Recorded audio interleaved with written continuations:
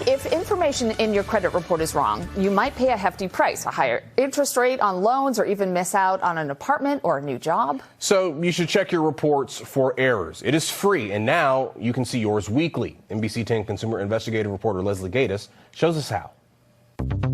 The three big credit bureaus, Experian, TransUnion, and Equifax, extended a pandemic perk, weekly access to your credit report, and you should take advantage. To get your reports, go to annualcreditreport.com and beware of imposters. There are other websites out there, but annualcreditreport.com is the only website that is authorized under law. On annualcreditreport.com, select Request Your Free Credit Reports. You can request a report from one, two, or all three big credit bureaus. It only took me a few minutes. It's a great way to make sure nobody's opening credit or trying to get an apartment or a job in your name. Your reports show bank, credit, and loan accounts in your name, plus payment history. Look for errors and any accounts you don't recognize. If you do spot a problem, you need to write 2 letters, one to the business, the other to the credit bureau listing the mistake. The good news is the FTC has partly written those letters for you. You can find their templates on the FTC website.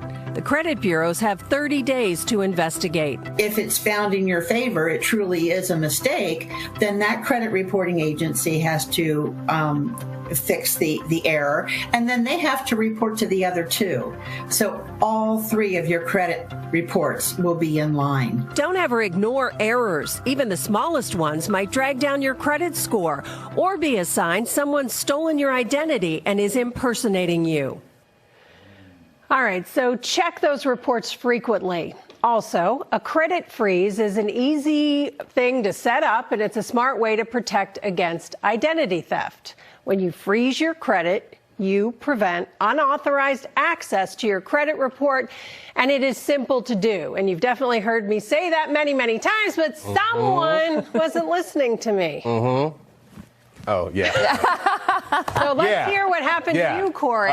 So one of the insurance companies that I'm with had a data breach. Happened late January. A week later, I had about 5 or 6 different credit cards opened up in my name. Oh, wow. From all different banks. One of them, the Chase Sapphire Preferred card, actually came to my house. So I knew I didn't ask for this credit card, but as you'll see here, Citizens, TD Bank, Wells Fargo, all of them. In some cases, they were unable to open the account because they couldn't verify the ID. But in some cases, like the Chase one, an account was opened up in my name. Fortunately, I have monitoring, which let me know that these inquiries were made to open up the accounts, but I did not have my credit frozen. So I went to every credit agency, told them about the fraud, called the banks, told them about the fraud, froze my credit.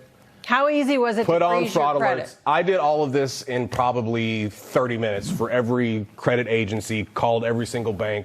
All of them very helpful, spoke to a real person, said this isn't fraud, and got it figured out. And my credit score hasn't changed. But if I go to the website that you mentioned there, annualcreditreport.com, is it less than 30 minutes?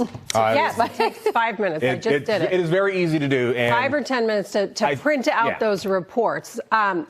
So had Corey listened to me in the first place, he wouldn't have had to go through a lot of that because he would have put a freeze on his credit report and then it couldn't have been accessed. So no one could take out a credit card in his name. So what's the lesson? Always listen to me, right?